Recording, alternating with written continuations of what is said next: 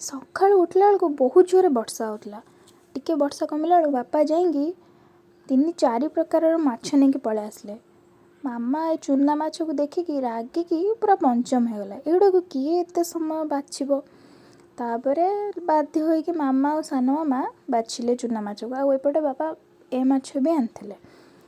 ଆଣିକି ତାକୁ ଭଲସେ ପୁରା କାଟିକି ତା କାତି ଫାତି ଛଡ଼େଇକି ତାକୁ ପୁରା ଭଲ କି ଧୋଇକି ଦେଖନ୍ତୁ କେମିତି ବହୁତ ଭଲ ଭାବରେ ଧୋଇଲା। ଲୁଣ ହଳଦୀ ଗୋଳେଇଲା।